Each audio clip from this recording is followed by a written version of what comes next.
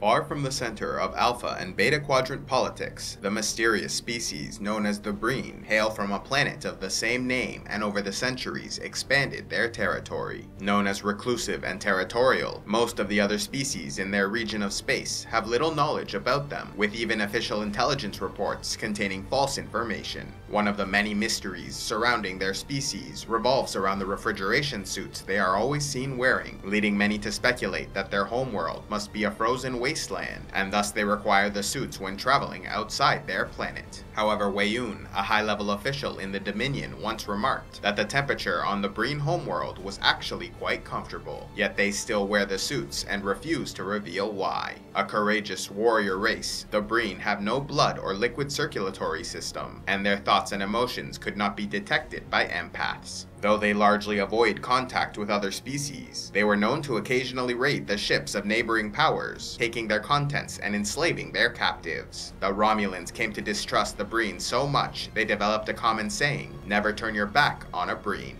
Fiercely territorial, the Breen did not tolerate violations of their space, and so during the Klingon Second Empire, when Chancellor mow'gra sent a fleet of warships to conquer their homeworld, the expedition was never heard from again. By the 24th century, they were known as the Breen Confederacy and had developed highly sophisticated technology, able to mobilize a large military force in a relatively short amount of time. Known as great negotiators, they eventually started to trade with nearby powers like the Cardassians and Ferengi, developing limited diplomatic relations, with a Breen pilot even participating in an interspecies paleo held at the Federation outpost Deep Space 3. They also had dealings with the Maquis during their rebellion against the Cardassian Union, supplying them with cold storage units. When the Federation, Klingons, and Romulans joined together to fight against the Dominion-Cardassian alliance, threatening the Alpha Quadrant, the Breen remained neutral for some time, while in secret conducted subspace communications with the leader of Dominion forces, negotiating the terms of a possible treaty.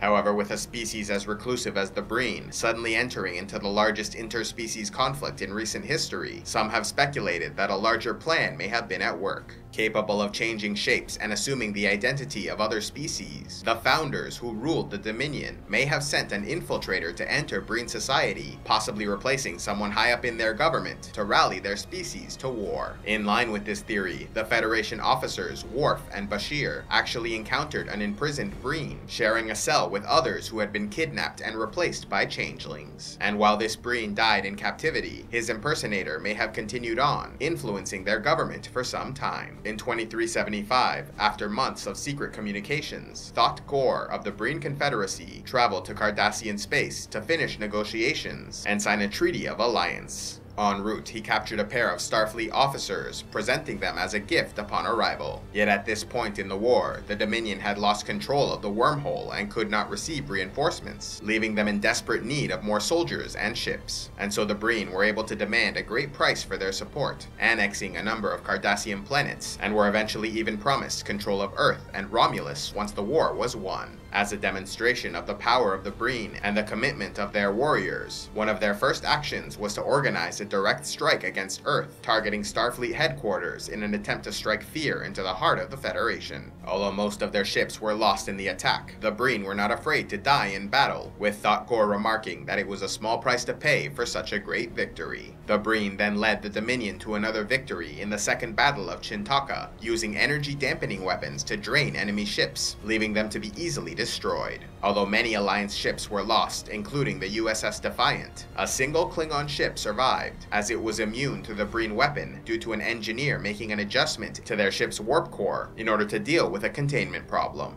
General Martok then ordered all ships in the Klingon fleet to make a similar adjustment, and so for a time the Empire stood alone, fighting on the front lines against the Dominion, while their allies upgraded their ships to withstand this new technology. Although the war was now turning in favor of the Dominion, they soon suffered another major setback when Legate Damar, leader of the Cardassian Union, openly rebelled against their Gamma Quadrant masters. Damar was furious with the generous terms given to the Breen when they entered the Dominion, having been forced to sign a document allowing for the annexation of Cardassian territory to their new allies. Deciding he could no longer stand by while they became a conquered people, he rallied his allies into rebellion. Unfortunately, the movement was eventually betrayed and their forces destroyed. However, it was successful in distracting the Dominion and forcing them to waste resources, giving the Federation Alliance time to equip their ships to fight against the Breen. Seeing that there was no way to quickly end the war, the Dominion then chose to pull back all forces into Cardassian territory, returning the galaxy to pre-war borders. However, this was a tactical withdrawal designed to shorten their supply lines while extending those of the enemy and giving them a smaller area to keep secure while they rebuilt their army and fleet.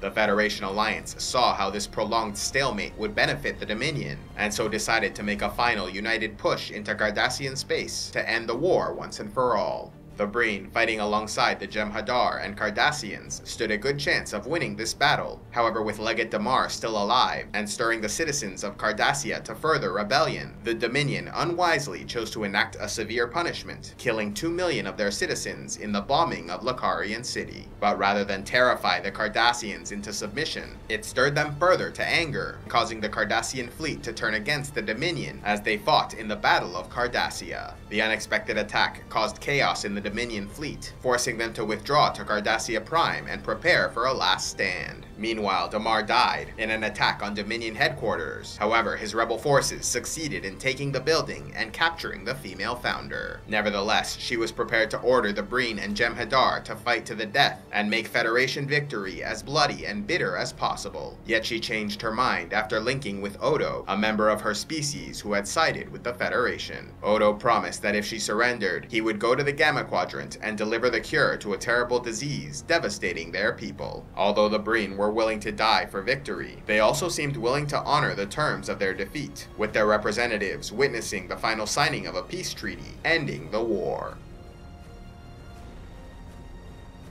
Do your shopping on Amazon? Then why not use the link in the description box below to either the Canadian, American, or UK Amazon sites, where you support the channel with every purchase at no extra cost to you. So if you do your shopping on Amazon anyway, why not use the link below and help support CivilizationEx? A special thanks to all those who contribute to CivilizationEx, like Johannes the Juvenile, Skipalux the Unbroken, Wolf the Quarrelsome, and Tom Moonstruck Waters. If you would like to help CivilizationEx, click on the Patreon link, and please be sure to like and subscribe, and click on the links to see more.